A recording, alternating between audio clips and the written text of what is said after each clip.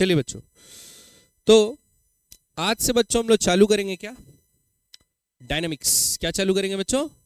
Dynamics. ठीक है, तो लिखिए डायनामिक्स ऑफ सर्कुलर मोशन। ठीक है बच्चों, तो बच्चों आपको ये पता है, आप न्यूटन लॉज ऑफ मोशन तो पढ़े ही हुए हैं। अगर एक्सेलरेशन प्रोड्यूस हो रहा है, किसी भी प्रकार का एक्सीलरेशन है, तो उसके लिए लगता है क्या? फोर्स। एक्सेलरेशन लगता है, एक्सेलरेशन प्रोड्यूस करने के लिए क्या लगता है बच्चों? फोर्स। क्योंकि न्यूटन का पहला लॉ है कि कोई भी ऑब्जेक्ट का अगर आपको स्टेट चेंज करना है तो आपको क्या लगाना पड़ता है? फोर्स। और force is directly proportional to rate of change of momentum. Clear है? अब देखो बच्चों, अगर एक ऑब्जेक्ट सर्कुलर मोशन कर रहा है, कैसा मोशन कर रहा है?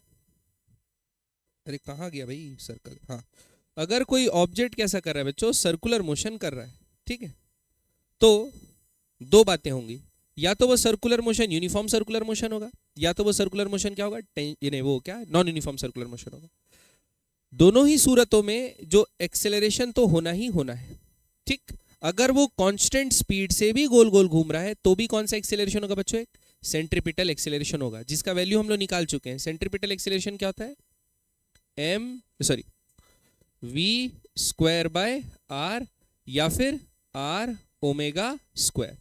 इसका मतलब अगर कोई ऑब्जेक्ट एक सर्कुलर पाथ में घूम रहा है v स्पीड से एट अ रेडियस r, तो उसके पास सेंट्रीपिटल एक्सेलरेशन होगा v स्क्वायर बाय r। आ रही बात समझ में?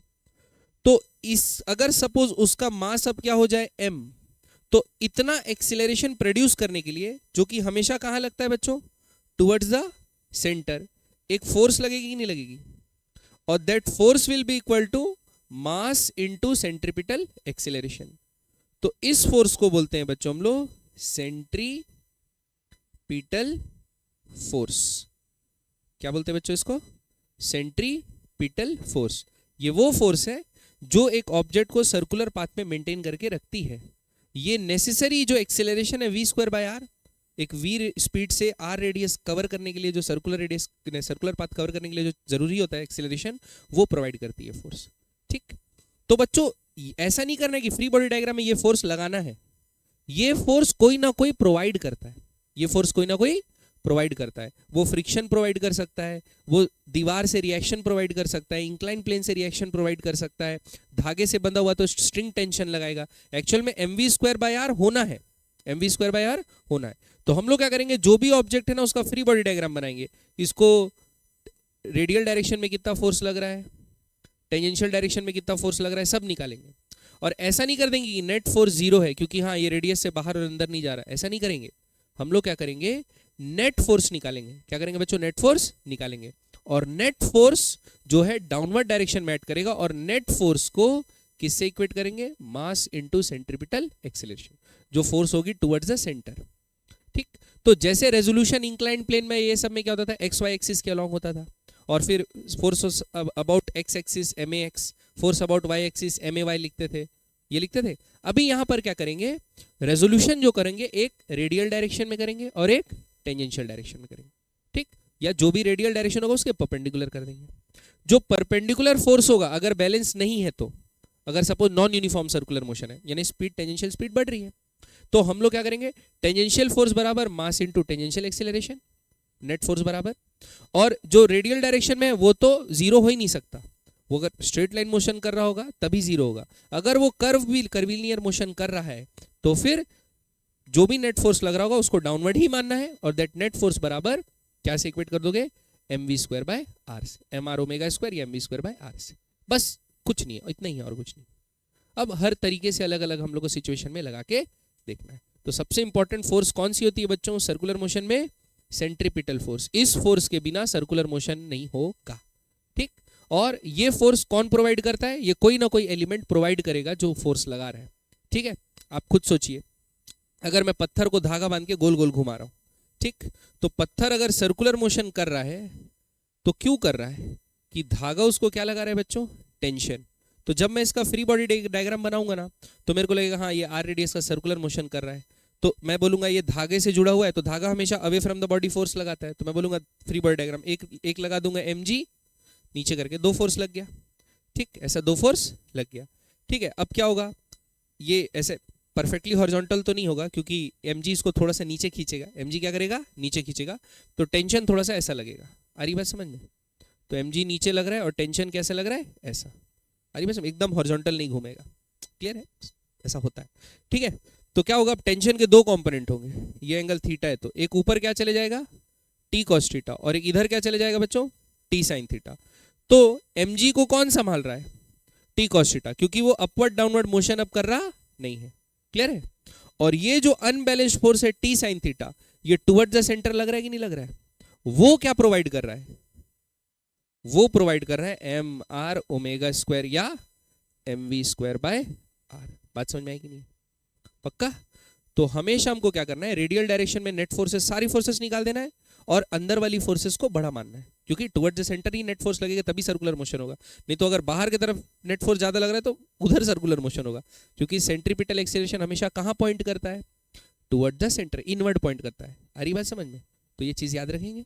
तो along the radius net force बराबर M we square by R, zero नहीं होगा सर्कुलर मोशन में, कभी जीरो नहीं होगा। और टेंजेंशियल एक्सेलरेशन जीरो भी हो सकता है, यानी नेट फोर्स जीरो भी हो सकती है, लेकिन अगर वेलोसिटी चेंज हो रही है तो नहीं भी हो सकती। बात समझ में आएगी नहीं, पक्का? चलिए अलग अलग सिचुएशन में अप्लाई करके देखते हैं। तो हम लोग देखते हैं क्या कहा गया, application of Newton laws of motion in circular motion. तो 2 बातें क्या ध्यान रखेंगे बच्चों, पहला बात, ड्रॉ एफ बी डी, आपको क्या ड्रॉ करना है, free body diagram. Free body diagram के बाद resolve all the forces, resolve all the forces in radial and tangential direction, ठीक, radial and tangential direction, ठीक।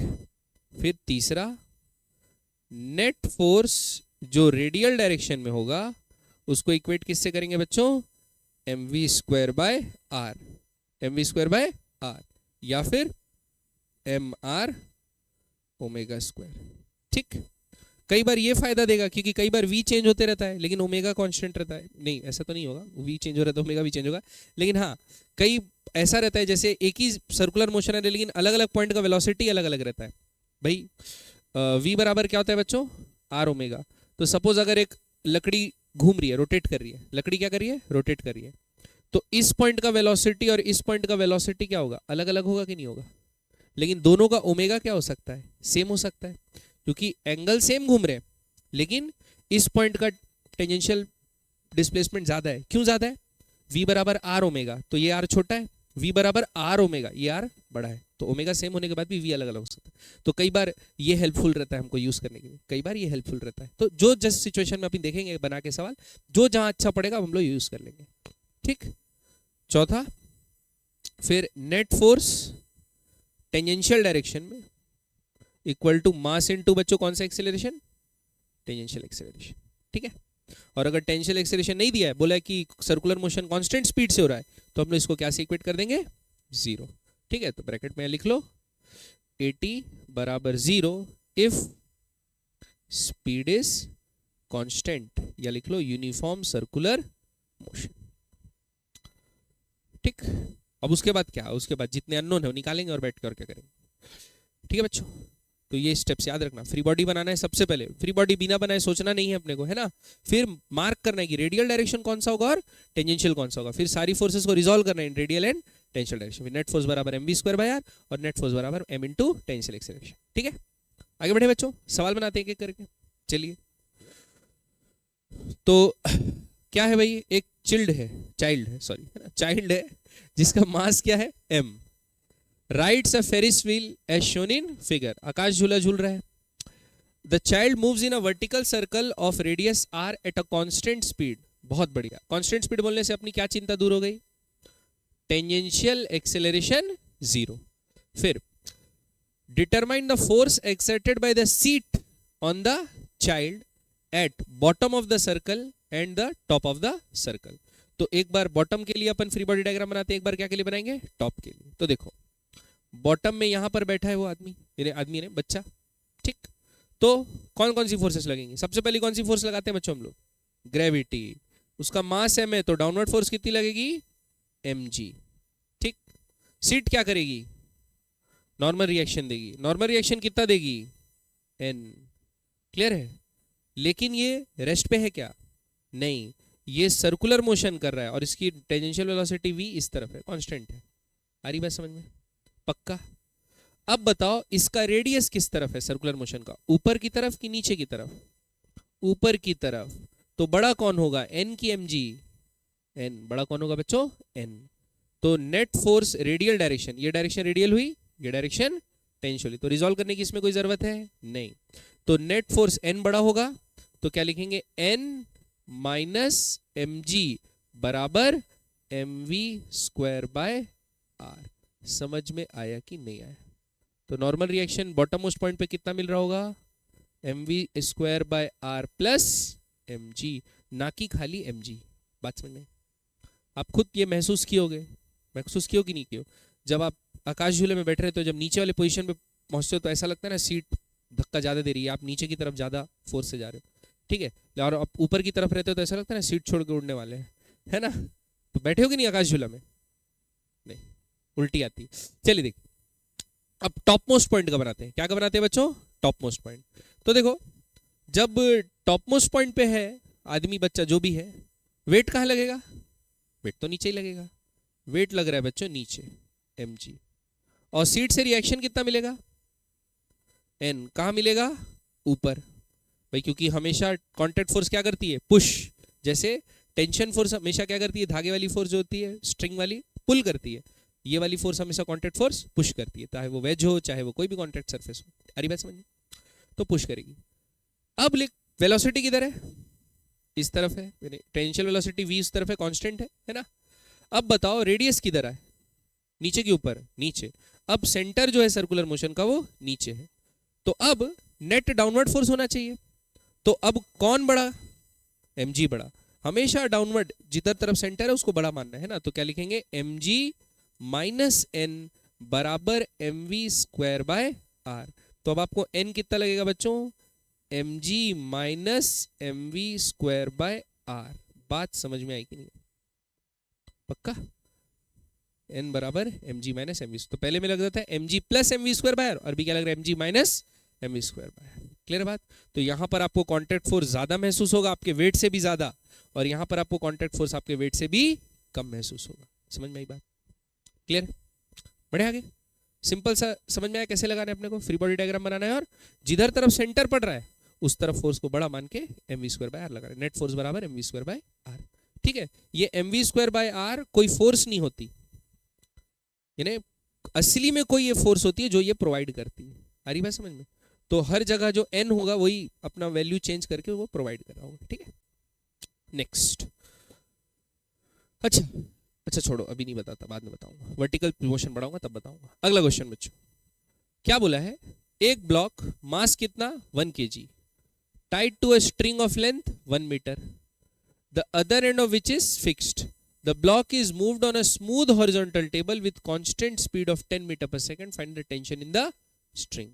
तो क्या करें? एक टेबल लिए बच्चों, है ना, और टेबल में एक धागा से ऐसा बांध दिए ऐसे करके, और इस पॉइंट को क्या कर दिए? फिक्स। इस पॉइंट को क्या कर दिए? फिक्स। और मास जो था 1 kg था, और धागे का लेंथ कितना था बच्चों? 1 मीटर। ठीक है? और इसको क्या करें? उसी हॉरिजॉन्टल सर्कल में ऐसे घुमा रहे, टेबल में घुमा रहे। क्या में घुमा रहे बच्चों? टेबल में। अब इसका क्या बनाना पड़ेगा? Free body diagram. और कितने स्पीड से घुमा रहे? 10 मीटर पर सेकंड। उसके स्पीड जो है 10 metre per second. 10 metre per second का सर्कल बनना, horizontal circle. Free body diagram बनाते हैं। तो बच्चों एक फोर्स क्या लगेगा नीचे? mg। ऊपर क्या लगेगा? n। ठीक। और एक फोर्स क्या लगेगा इधर? टेंशन। क्या लगेगा बच्चों? Force tension. तो इस ऊपर से अगर आप देखोगे तो आपको ऐसा सर्कुलर मोशन होता हुआ दिखेगा, जिसका स्पीड कितना है? 10, रेडियस कितना है? 1 मीटर, है ना? तो ये जो सेंटर की तरफ कौन सा फोर्स लग रहा है? ये n और mg तो परपेंडिकुलर टू द प्लेन है। ये फोर्स कौन दे रहा है? टेंशन। कौन दे रहा है बच्चों? टेंशन। तो टेंशन ही क्या प्रोवाइड कर रहा होगा? mv square bye r। तो टेंशन कितना लगेगा? 1 किलो और वेलोसिटी कितना है 10 का स्क्वायर, आर कितना है 1 मीटर, तो कितना लगेगा बच्चों 100 न्यूटन। समझ में आई बात? पक्का? और अगर जमीन नहीं रहती तो याद रखना एक वो रहता है, कोनिकल पेंडुलम बनता है। क्या बनता है बच्चों? कोनिकल पेंडुलम, क्योंकि धागा हॉरिजॉन्टल नहीं रहेगा, एमजी को संभालने वाला कोई तो होना चाहिए, तो एमजी हल्का सा नीचे आ जाता है तो धागा टेढ़ा हो जाता है, तो फिर टेंशन का एक कंपोनेंट एमजी को संभाल लेता है और एक कंपोनेंट गोल गोल घुमाता है। वैसे वाले क्वेश्चन भी करेंगे आगे कोनिकल पेंडुलम वाले। अरे आगे बढ़े, नेक्स्ट अगला कोनिकल पेंडुलम बोल रहा हूँ बार बार, वर्टिकल हॉरिजॉन्टल पेंडुलम, क्या कुछ तो अलग बोलते हैं उसको, मुंह से कुछ निकल रहा है, नाश्ता नहीं क्यों। हाँ तो लिखो, ball of mass m moves with a speed v against a smooth fixed vertical circular groove of radius r। तो क्या करा है, एक वर्टिकल सर्कुलर ग्रूव है। ग्रूव मतलब समझते बच्चों? नहीं समझते हैं? ग्रूव, ग्रूव नहीं समझते? अबे तुम लोग यार कैसे टाइप के बच्चे हो गए आजकल के, ग्रूव नहीं समझ? ग्रूव इंग्लिश नहीं पढ़ी हूं मैं, बोल रहे हैं भाई कहाँ के बच्चे को पढ़ा रहा हूं मैं, ग्रूव अभी भी नहीं समझते? लिखने से तो सर समझ में आ गया बिल्कुल। अरे ग्रूव मतलब बच्चों खांचा, ग्रूव मतलब खांचा, समझते हो? अबे कैसे बच्चों को पढ़ा रहा हूं मैं, देखो ऑडियंस गलत हो गई। देखो अब जैसे सपोज ये टेबल है, टेबल में मैं क्या किया, एक चीजल हैमर लिया और एक नाली जैसा बना दिया, पतला सा खांचा, उसको क्या बोलोगे आप? ग्रूव। क्या बोलोगे उसको? ग्रूव। बात समझ में आई कि नहीं आई? ग्रूव मतलब बच्चों खांचा, ग्रूव मतलब खांचा कि उसमें फिक्स रह के मूव करेगा। बात समझ में आई कि नहीं? ठीक, ग्रूव उसको क्या बोलते हैं? Groove.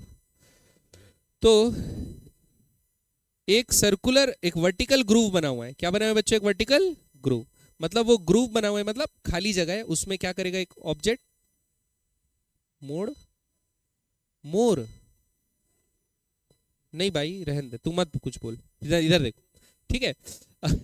A mass m moves in with speed v in a smooth fixed vertical circular groove of radius r on a smooth horizontal surface. Find normal reaction of the floor on the ball, normal reaction of the vertical wall on the ball, vertical wall on the ball, ball ball ball ball ball।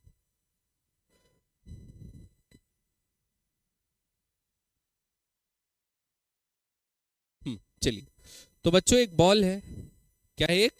एक ball है और वो इस circular groove में क्या कर रही है, ऐसे मोशन कर रही।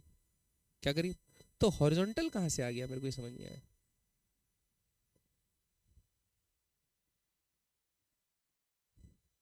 ग्रूव वर्टिकल बोला है,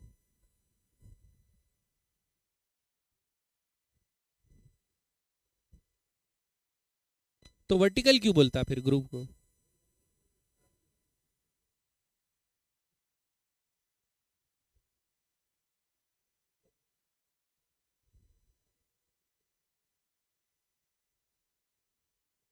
A ball of mass m moves with speed v against a smooth fixed vertical circular groove। क्या बोला? Vertical circular groove.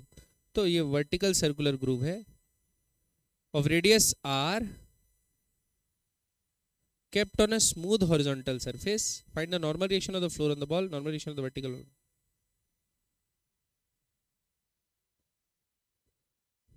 बच्चों ऐसा होगा, देखो मैं ऐसा सोचता हूं, देखो ये ना, देखो ये ऐसा जमीन पे रखा हुआ है, कि जमीन है और इसमें ऐसा ग्रूव बना हुआ है। क्या बना हुआ है? इसमें ऐसा ग्रूव बना हुआ है, ठीक है।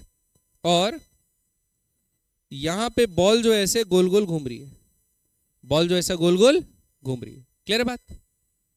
बॉल ऐसा गोल गोल घूम रही है, क्लियर है? तो ये ग्रूव मतलब बन रहे हो, ऐसा गड्ढा बना हुआ है, ऐसा ऐसा ऐसा, समझ रहे हो? और वो जमीन पे रखा है, वर्टिकल गड्ढा है, जमीन पे बना हुआ है। ये समझ में आया कि नहीं है? और उसमें v वेलोसिटी से बॉल क्या कर रही है? गोल गोल घूम रही है। तो सर्कुलर मोशन जो हो रहा है वो रेडियस r इस तरफ हो रहा है, ठीक। तो इस बॉल का क्या बनाते हैं बच्चों? Free body diagram. सबसे पहले डाउनवर्ड डायरेक्शन में क्या लग रहा होगा? mg। और नीचे से ऊपर क्या लग रहा होगा? ग्राउंड से नॉर्मल रिएक्शन, ठीक।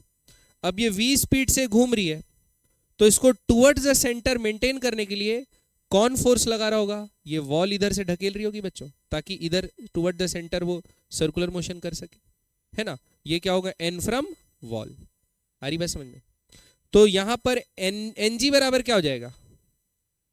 M g. क्यों एन जी बराबर एम जी हो जाएगा? क्योंकि वर्टिकल डाउनवर्ड फोर्स को कौन संभाल रहा है? ग्राउंड से जो रिएक्शन मिल रहा है वो संभाल रहा है। और ये जो वॉल से एन मिल रहा है, वर्टिकल वॉल से एन मिल रहा है, वो क्या प्रोवाइड कर रहा है? M we square by r. तो क्या लिखेंगे? एन डब्ल्यू बराबर, समझ में आया कि नहीं आया बच्चों? आया समझ में? पक्का? तो क्या जमीन में ऐसी गड्ढा खोद के खांचा बना दिए हैं और समझ रहे हो, और वी वेलोसिटी से बॉल ऐसा गोल गोल घूम रहा है। तो उसको गोल गोल कौन घुमा रहा है? जो दीवार से नॉर्मल रिएक्शन लग रहा है टुवर्ड द सेंटर, वो उसको गोल गोल घुमा रहा है, और उसको ऊपर नीचे होने से कौन रोक रहा है? एमजी को, एनजी।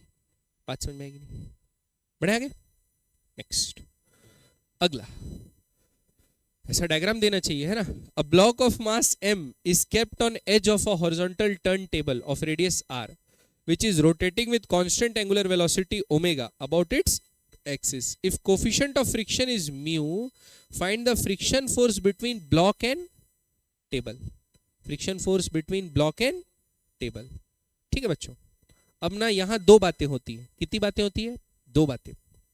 अगर बच्चों एंगुलर वेलोसिटी कांस्टेंट बोला है ना, अगर क्या बोला? एंगुलर वेलोसिटी कांस्टेंट, तो बढ़िया है। तो सिर्फ एक ही फोर्स होगा, सेंट्रीपिटल फोर्स। ये बात याद रखेंगे। लेकिन अगर कहीं ये ओमेगा वेरिएबल दे देता ना, तो यहां पर दो एक्सेलरेशन होता बच्चों।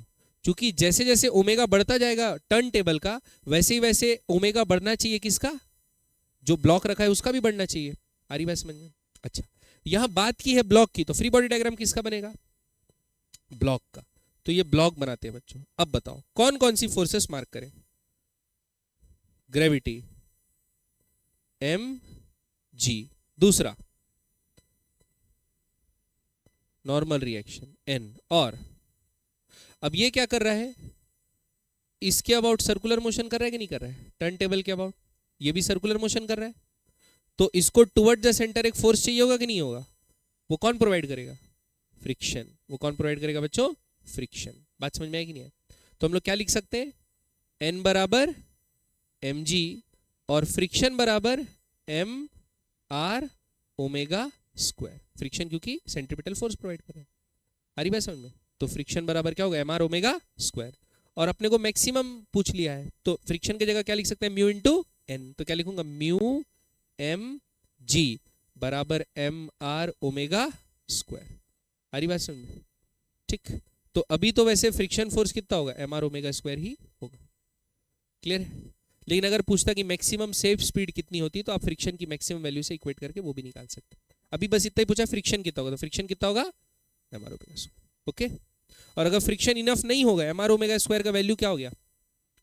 एम आर ओमेगा स्क्वायर का वैल्यू छोटा होता, यानी एम आर ओमेगा स्क्वायर का वैल्यू बड़ा होता, लेकिन फ्रिक्शन उतना सफिशिएंट नहीं है, तो ये क्या हो जाता? स्लिप होकर बाहर चले जाता। स्लिप होकर क्या चले जाता? बाहर। क्योंकि अब इसको उसी पाथ में मेंटेन करने के लिए अंदर फोर्स ज्यादा चाहिए, लेकिन उतना फोर्स मेंटेन हो नहीं पा रहा, तो ये बाहर चले जाएगा। क्लियर है बात? बढ़े आगे? ये समझ में आ गया? Next, a car of mass m moving over a convex bridge. Convex क्या होता है? हाँ समझ गया। Of radius r, find the normal reaction on the car when it at highest point. ठीक है, देखो ब्रिज समझते हैं। ब्रिज होता है दो पिलर्स के बीच, और यहां का ब्रिज कैसा है? कॉन्वेक्स। तो कॉन्वेक्स ब्रिज ऐसा होगा ना। अच्छा, कॉन्वेक्स इधर से देखोगे तो कॉनकेव, लेकिन ब्रिज जिधर से क्रॉस कर रहे हैं उधर से देखना है ना, तो क्रॉस ऊपर से करेंगे ना, नीचे थोड़ी लटक के चलेंगे। तो इसीलिए कॉन्वेक्स ऊपर से देंगे, जहां से चलते हैं वहां का देखते हैं शेप। ठीक है बच्चों? अब तो कॉन्वेक्स ब्रिज है, इसका रेडियस कितना है? आर। तो बताओ बच्चों, अगर एक कार यहाँ ट्रेवल करेगी, कार यहाँ से यहाँ से यहाँ से ट्रेवल करेगी, तो उसकी वेलोसिटी हमेशा टेंजेंशियल होगी। तो वो मोशन कैसा कर रहा है? स्ट्रेट लाइन की सर्कुलर। तो उसको क्या जरूरी है? Centripetal force.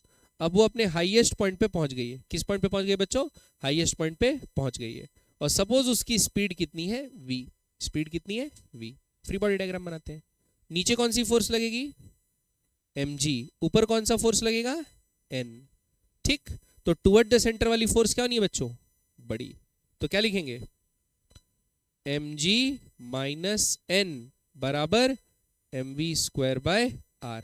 तो यहां से n क्या आएगा बच्चों, mg minus mv square bye r। Clear बात, पक्का। अब बच्चों यही अगर ब्रिज ऐसा होता तो, ऐसा होता ब्रिज तो, और सेंटर पे होता तो, सेंटर कहां था, रेडियस अब ऊपर आता और v वेलोसिटी होती इसकी, तो n बड़ा होता, तो n माइनस एम जी बराबर M we square by r लिखते हैं। तो उसका n क्या था, m g plus m we square by r. Clear बात, पक्का, बढ़िया आगे, समझ में आया कि नहीं है? क्या हो गया बेटा, क्या? हाँ तो मान लिए चल रहा है, क्रॉस कर रहा है तो रुका थोड़ी होगा, क्रॉस कर रहे तो कुछ स्पीड से करोगे ना, मान लिए, ठीक है। आगे बढ़े, रुका हुआ है वो, वहां जाके रोक दिया गाड़ी, ऐसे थोड़ी करेगा। चलिए अगला बच्चों, हेमिस्फेरिकल बोल, कैसा बोल, हेमिस्फेरिक कैसा दिखता है, ऐसा तो नहीं दिखता है ना, कैसा बनाऊं हेमिस्फीयर,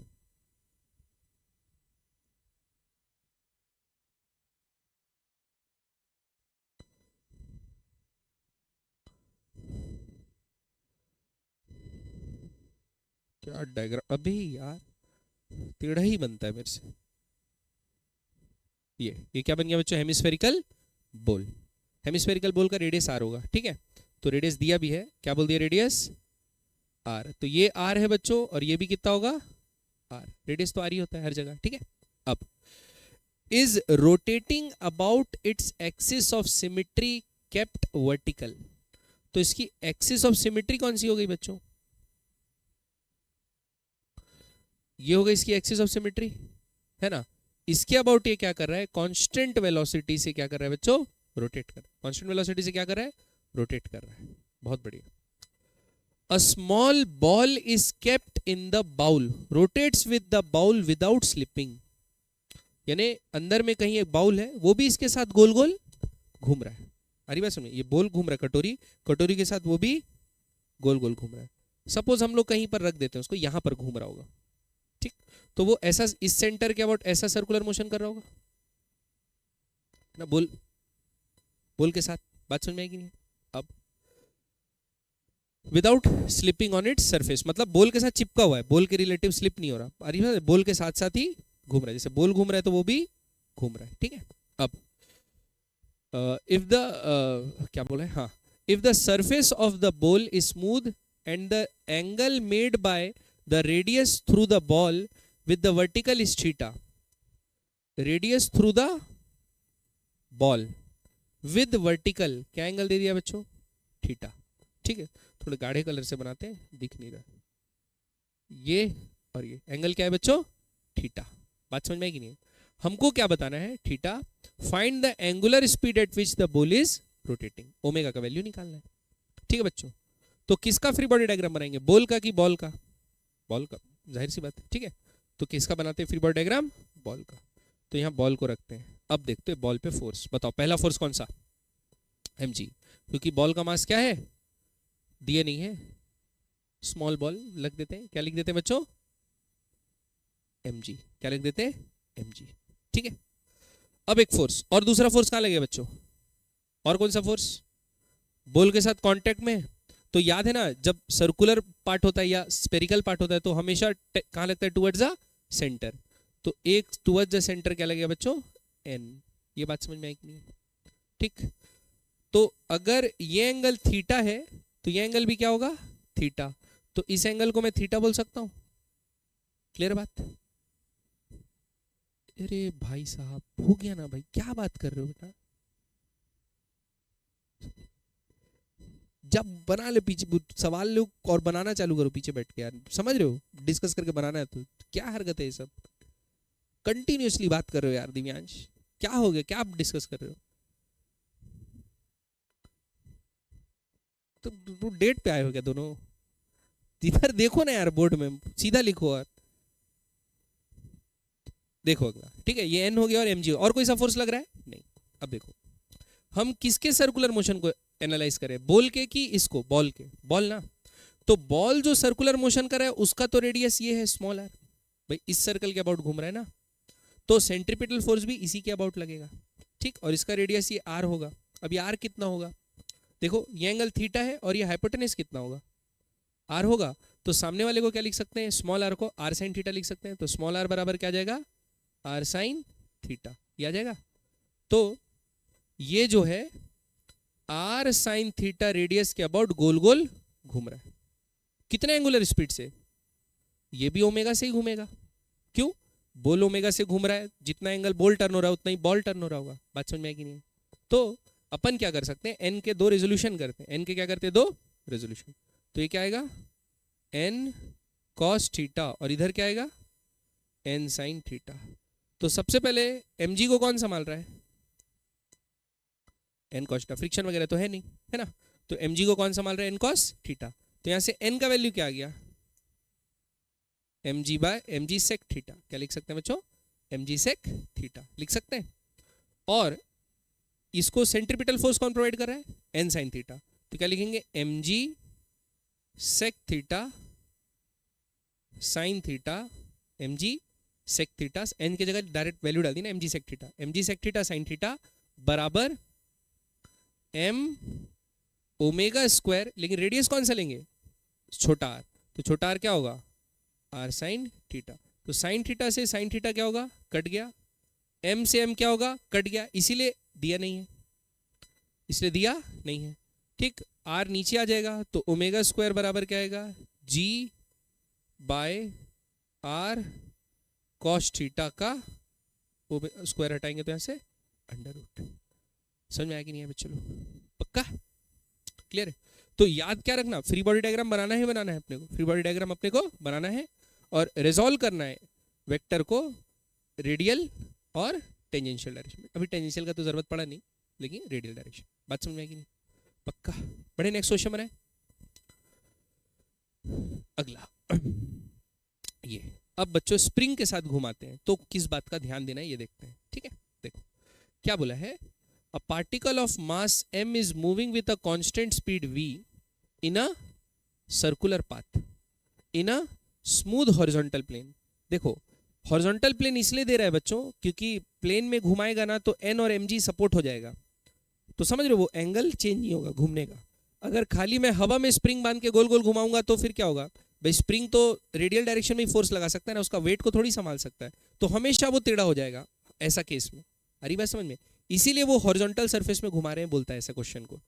और अगर स्मूथ नहीं होगा ना, कई आगे वाले क्वेश्चन पढ़ेंगे तो हॉरिजॉन्टल सरफेस पे स्मूथ नहीं होगा तो फिर फ्रिक्शन फोर्स लगेगा, फ्रिक्शन फोर्स टेंजेंशियल डायरेक्शन में, जो कि टेंजेंशियल एक्सीलरेशन प्रोवाइड करेगा। बात समझ में आएगी नहीं? अभी देखो, अब तो इसको हॉरिजॉन्टल सरफेस में ऐसा गोल गोल क्या कर रहे हैं बच्चों, घुमा रहे हैं, ठीक। तो क्या होगा, ये जो मास है, अब खुद सोचो, स्प्रिंग के साथ आप गोल गोल घुमा रहे हो तो स्प्रिंग में टेंशन आएगा, तो स्प्रिंग क्या हो जाएगा, स्ट्रेच। जितना स्प्रिंग स्ट्रेच होगा उतने इनवर्ड फोर्स लगाएगा। तो सपोज स्प्रिंग क्या हो गया, अपने नेचुरल लेंथ था L, उससे x स्ट्रेच हो गया। अब इसका फ्री बॉडी डायग्राम बनाते हैं। तो नीचे लगेगा mg, ऊपर लगेगा n, लेकिन ये घूम कैसे रहा है, हॉरिजॉन्टल डायरेक्शन में घूम रहा है। और इधर कितना फोर्स लगेगा, kx। कितना फोर्स लगेगा बच्चों, kx लगेगा। तो सेंट्रीपिटल फोर्स कौन प्रोवाइड कर रहा है, kx, ठीक। और n बराबर mg है, वो तो छोड़ो। तो kx बराबर क्या लिखूंगा, m v दिया है कि क्या दिया है क्वेश्चन में, v दिया है ना, v दिया है, v दिया है, m v स्क्वायर बाय, अब बताओ r क्या लिखूंगा, l प्लस x। क्या लिखूंगा बच्चों, क्योंकि सेंटर तो इसके अबाउट घूम रहा है ना, सेंटर इसके अबाउट घूम रहा है, तो natural length plus x, radius तो उतना होगा ना, रेडियस थोड़ी x होगा, रेडियस कितना होगा, नेचुरल लेंथ प्लस x। तो क्या लिखेंगे, L0 प्लस x, क्योंकि नेचुरल लेंथ L0 दिया होगा। आ रही बात समझ में? तो यहां से अब इक्वेट करके आपको क्या बोला है, फाइंड द एलोंगेशन। तो x का वैल्यू निकालना है। तो x बराबर क्या हो जाएगा बच्चों, mv square bye k L0 plus x। और फिर ये x को उधर ले जाएंगे, सबको सेपरेट करेंगे, निकालेंगे, फिर सॉल्व क्वाड्रेटिक इक्वेशन बना के सॉल्व करेंगे। ठीक है, कर लेना आप लोग। ठीक, समझ में आएगी नहीं ये बात, पक्का?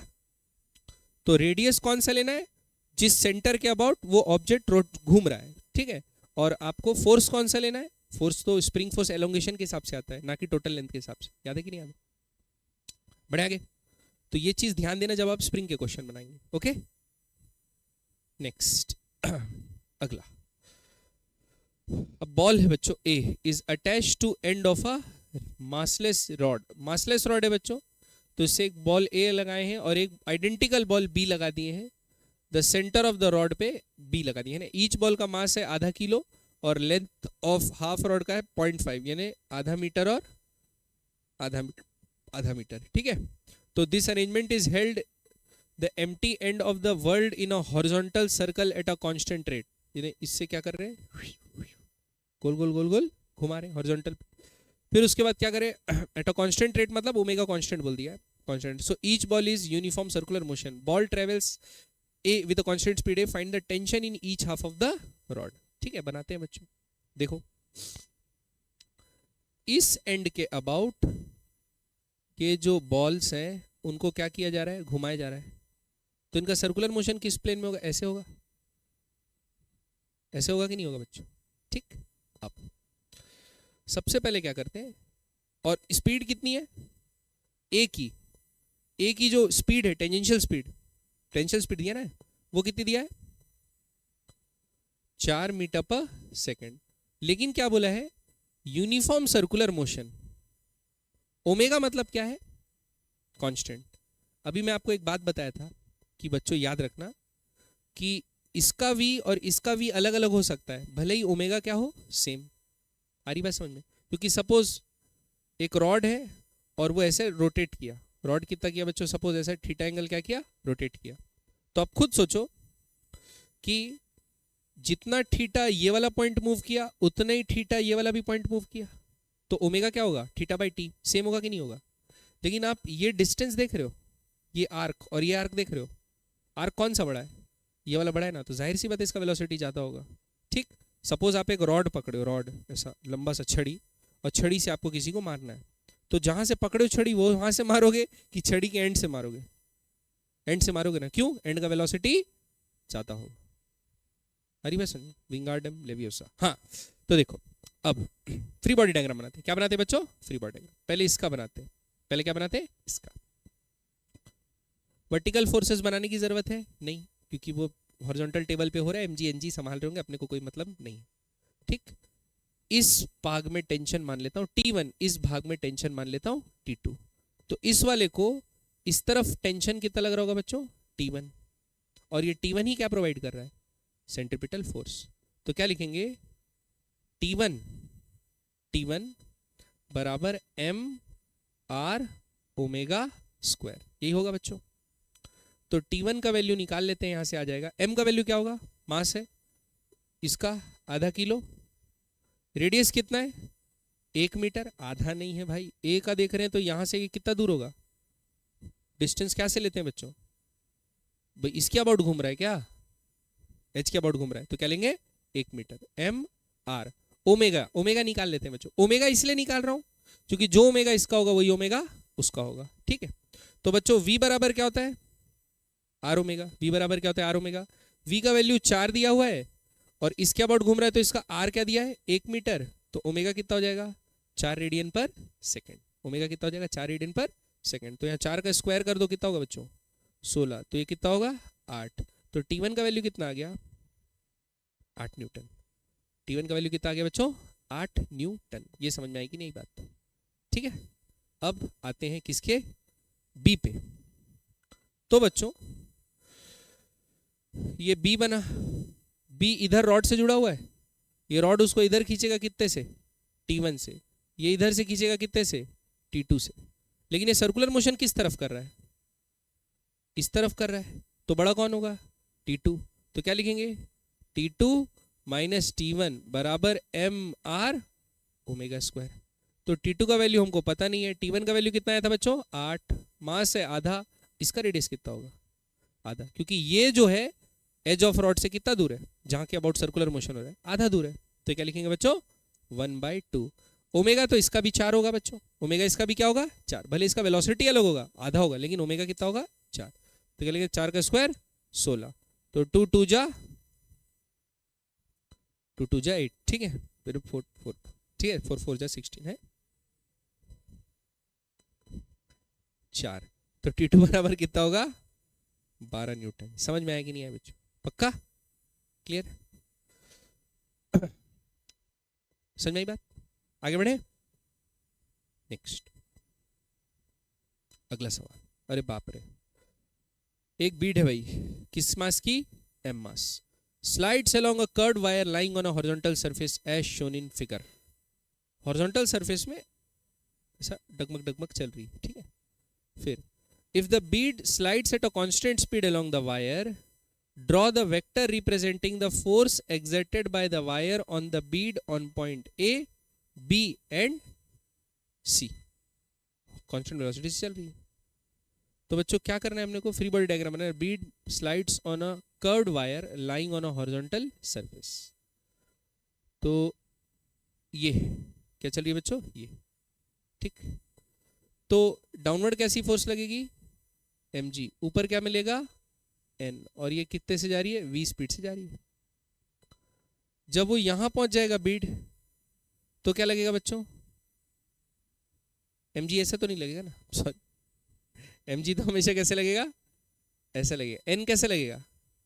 सरफेस के परपेंडिकुलर। तो n का फिर दो कंपोनेंट करेंगे बच्चों, एक कंपोनेंट ऊपर, एक कंपोनेंट इधर। तो जो कंपोनेंट टेंजेंशियल डायरेक्शन में होगा वही क्या प्रोवाइड करेगा? तो इस बार क्या कोशिश करना, n को मत करना। n तो पहले से ही क्या है? रेडियल डायरेक्शन में।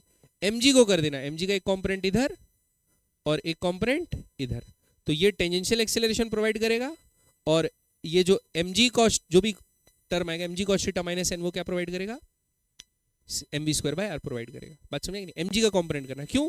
नॉर्मल रिएक्शन तो हमेशा नॉर्मल ही होता है, तो उसको रिजॉल्व करने की जरूरत नहीं। अगला c पे क्या होगा? c पे ये ऊपर लग रहा है n, नीचे क्या लग रहा है? mg। लेकिन अब बड़ा कौन होगा? n। तो n माइनस mg बराबर mv स्क्वायर बाय r लिखेंगे। क्लियर बात? Now consider the Beed in the figure speeds up with constant tangential acceleration, it moves towards the right, draw the vector representing the force on the bead at point a, b and c। Clear बात है?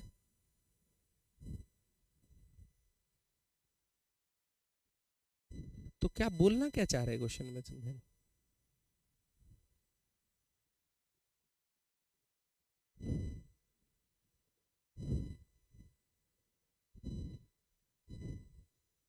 तो क्या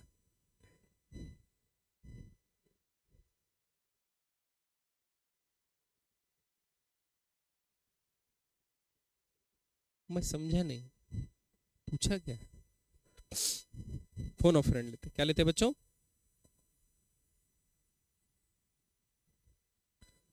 एक मछली पानी में गई छपाक। इतना बीट बार्ड वाला क्वेश्चन ही नहीं छापना है साले को।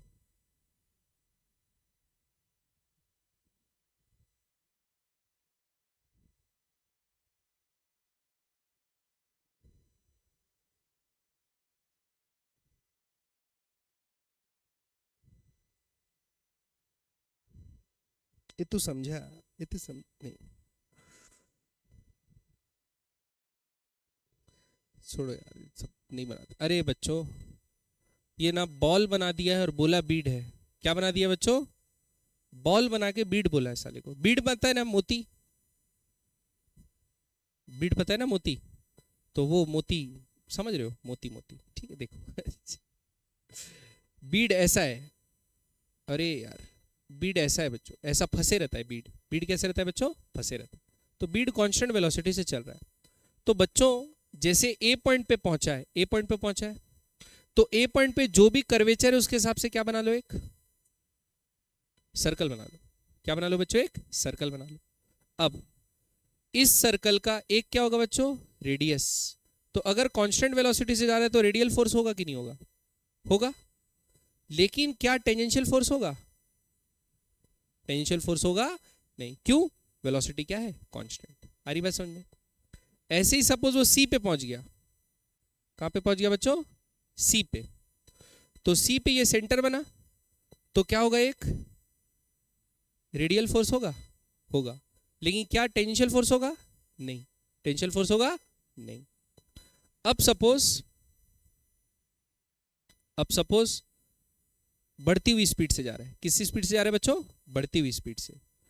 तो अब क्या करते हैं, ए पे जब वो पहुंचेगा, क्या पे पहुंचेगा? ए पे। तो ए पे कर्वेचर ऐसा है, है ना, तो एक टुवर्ड द सेंटर क्या लगेगा, रेडियल फोर्स, लेकिन इसकी स्पीड क्या हो रही है, बढ़ रही है, तो एक फोर्स कौन सा लगेगा, टेंजेंशियल फोर्स। तो ये दोनों का वेक्टर सम क्या होगा, एफ, ये टोटल फोर्स होगी। ये क्या होगी बच्चों, टोटल फोर्स।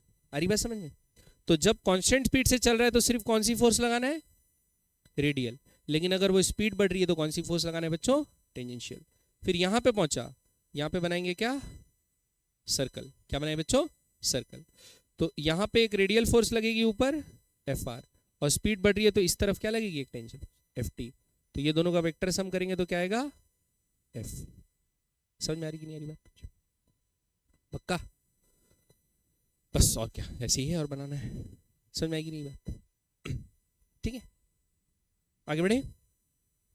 नेक्स्ट, अगला, a simple pendulum is constructed by attaching a bob of mass m to a string of length l fixed at its upper end।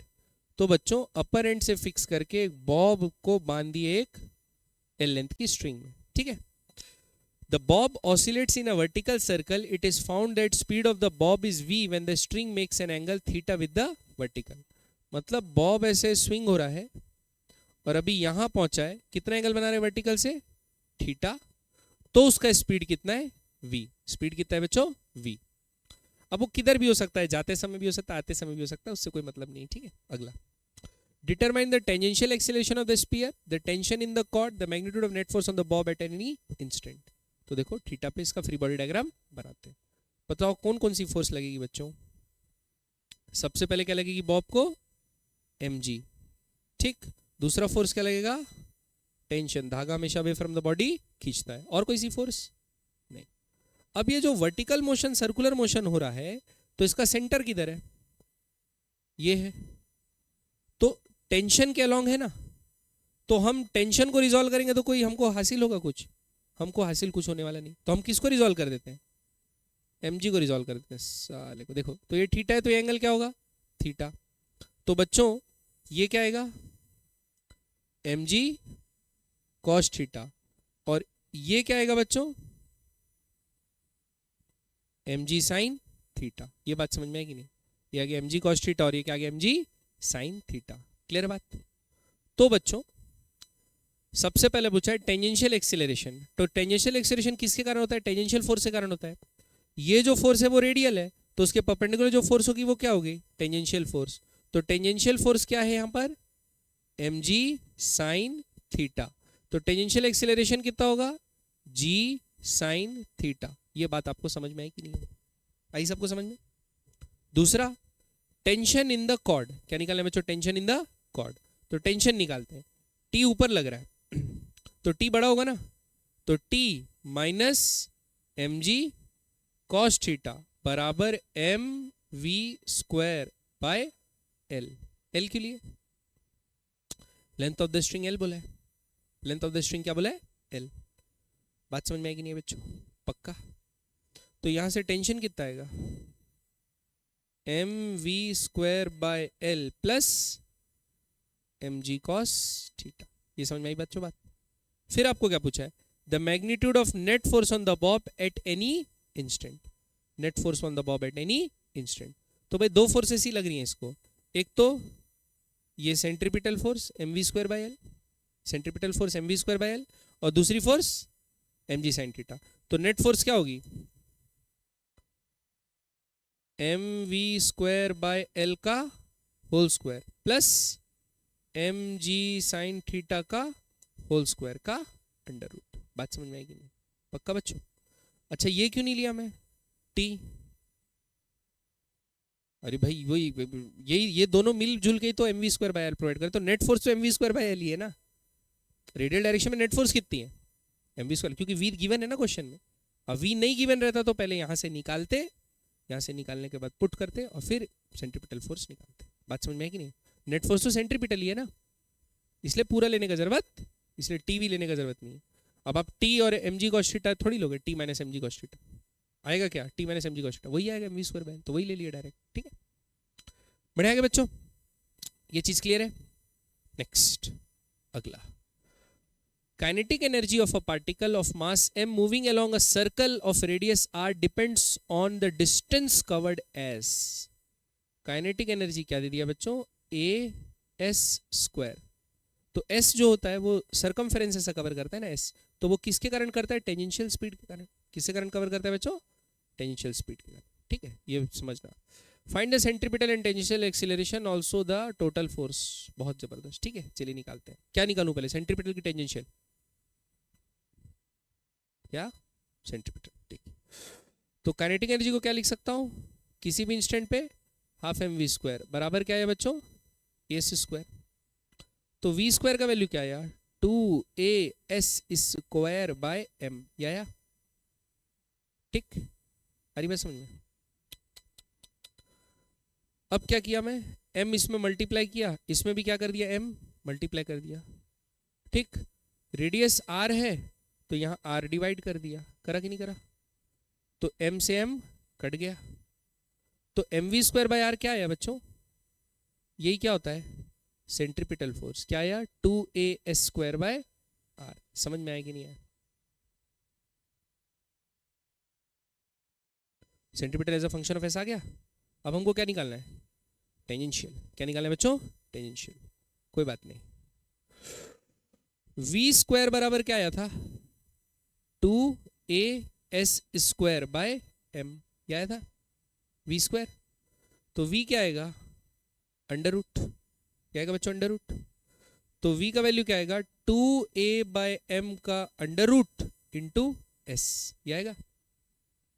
बात समझ में आएगी नहीं. अब क्या करता हूं मैं, इसको करता हूं मैं dv/dt. तो ये कितना हो जाएगा, 2a/m ds/dt. ये होगा, ये होगा ना बच्चों. ये ऐसे नहीं करता, ऐसा नहीं करता बच्चों, ऐसा मजा नहीं आएगा. डायरेक्ट करता हूं, v as a function of s दिया है तो क्या करता हूं, dv/ds करता हूं. dv/ds क्या होता है, अंडर रूट 2a/m आएगा, सिर्फ इतना आएगा, s का तो 1 हो जाएगा. तो क्या आएगा, अंडर रूट 2a/m. अब बताओ एक्सीलरेशन कैसे लिखते हैं, v dv/ds. यही तो होता है बच्चों, v dv/ds. तो v की जगह ये लिख देते हैं. तो 2a/m, 2a/m क्या हो जाएगा, अंडर रूट गायब हो जाएगा. तो क्या आएगा, 2a/m इंटू s. बात समझ में आएगी नहीं. ये क्या आ गया बच्चों, आपका टेंजेंशियल एक्सीलरेशन. तो ये टेंजेंशियल एक्सीलरेशन आ गया, और ये कौन सा एक्सीलरेशन आ गया, सेंट्रीपिटल एक्सीलरेशन. अब क्या करेंगे, नेट, तो दोनों का स्क्वायर करके अंडर, वो सब आप कर लोगे. बात समझ में आएगी नहीं, पक्का. तो ये तरीका समझ में आया. काइनेटिक एनर्जी दिया तो वो क्या दिया है, हाफ एम वी स्क्वायर. तो वहां से m we square by r का वैल्यू निकाल लिए, वो क्या हो गया आपका, सेंट्रीपिटल एक्सीलरेशन. फिर v का फंक्शन आ गया s का. तो जब भी v as a function of s दिया रहता है बच्चों, तो हम लोग एक्सीलरेशन कैसे निकालते हैं, v dv/ds. तो पता है हम लोग को. आगे बढ़े, नेक्स्ट. चलिए अगला. A block of mass m is kept on a rough turntable at a distance r from the center of table. तो बच्चों एक रफ टर्न टेबल है, उसके सेंटर से r डिस्टेंस दूर क्या रखा हुआ है, एक ब्लॉक रखा है. Coefficient of friction between the turn table and the block is mu. Now turn table starts rotating with uniform angular acceleration. कैसे रोटेट करना चालू की बच्चों, uniform angular acceleration alpha. Find the time after which the slipping occurs between the block and the turn table. Slip होना चालू हो जाए. अब बच्चों बताओ मेरे को एक चीज,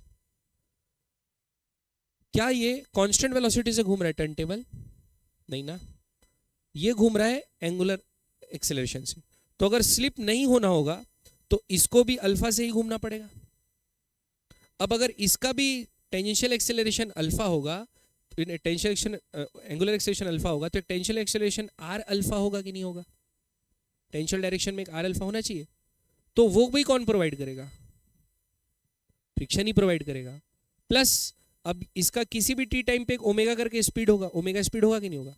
अब ओमेगा स्पीड होगा तो इसको एक सेंट्रीपिटल फोर्स भी चाहिए, वो भी कौन प्रोवाइड करेगा. तो दोनों ही फ्रिक्शन प्रोवाइड कर रहा है ना.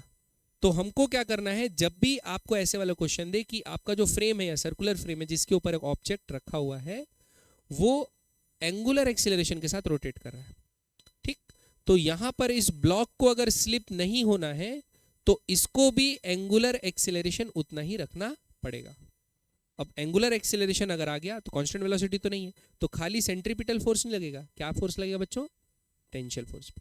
तो इसका फ्री बॉडी डायग्राम अब बनाते हैं, फ्री बॉडी डायग्राम अब बनाते हैं। तो बच्चों देखो, इसको चाहिए एक ऊपर से बना रहे हैं, ऊपर कैमरा है, समझ रहे हो, ये टर्न टेबल, ये रेडियस आर है, ठीक है, ये रेडियस आर, ऊपर से कैमरा बनाया हूं, बात समझ में आ रही कि नहीं? तो एन और एम जी तो बैलेंस हो जाएगा, उसको नहीं बना रहा हूं, एन बराबर क्या आएगा? एम जी, उसको साइड हटा देते, ठीक है। अब ये जो है रोटेट हो रहा है, क्या हो रहा है बच्चों? रोटेट। तो रोटेट हो रहा है तो इसको एक चाहिए सेंट्रीपिटल फोर्स और एक क्या चाहिए बच्चों? टेंजेंशियल फोर्स, ताकि ये अल्फा से रोटेट करे। क्लियर बात? तो बताओ टेंजेंशियल फोर्स कितना चाहिए? Mass into tangential acceleration. क्या चाहिए? Mass into tangential acceleration. तो मास इनटू टेंजेंशियल एक्सेलरेशन क्या होगा? m into r alpha. क्या लिखेंगे? r छोटा r इंटू अल्फा। ये समझ में आया? दूसरा आपको चाहिए क्या? सेंट्रीपिटल फोर्स, ठीक। तो मान के चलो अभी ये घूम रहा है, इसकी स्पीड v है, अभी इस इंस्टेंटेनियस स्पीड क्या है? v, बढ़ते बढ़ते v हो गई, आ रही बात समझ में? तो अभी इंस्टेंटेनियस स्पीड v है, तो v है तो अपन क्या लिखेंगे? m v स्क्वायर बाय, या ऐसा लिखते हैं m r omega square. Clear बात? इनिशियली रेस्ट से चालू हुआ है, इनिशियली कैसे चालू है बच्चों? रेस्ट से। तो क्या मैं ओमेगा किसी भी टी टाइम पे ऐसा लिख सकता हूं? ओमेगा 0 प्लस अल्फा टी लिख सकता हूं बच्चों, ओमेगा बराबर ओमेगा 0 प्लस अल्फा टी। तो इनिशियल तो 0 है, तो ओमेगा बराबर क्या आएगा? Alpha T. तो ओमेगा स्क्वायर क्या आएगा? Alpha T square, sorry alpha square t square. तो यहां पर एफ सी बराबर क्या लिखता हूं बच्चों? M r alpha square t square. ये समझ में आया कि नहीं आया? क्या ये दोनों फोर्सेस आपस में क्या होंगी? परपेंडिकुलर होंगी। तो नेट फोर्स निकाल लेता हूं। नेट फोर्स कितनी होगी? नेट फोर्स होगी सेंट्रीपिटल का स्क्वायर प्लस टेंजेंशियल का स्क्वायर होगी। तो ये होगी बच्चों, सेंट्रीपिटल कितनी है? M r alpha square t square, m r alpha square t square का होल स्क्वायर, प्लस दूसरी कितनी है बच्चों? एम आर अल्फा का होल स्क्वायर का अंडर रूट। ठीक, बताओ ये नेट फोर्स कौन दे रहा है?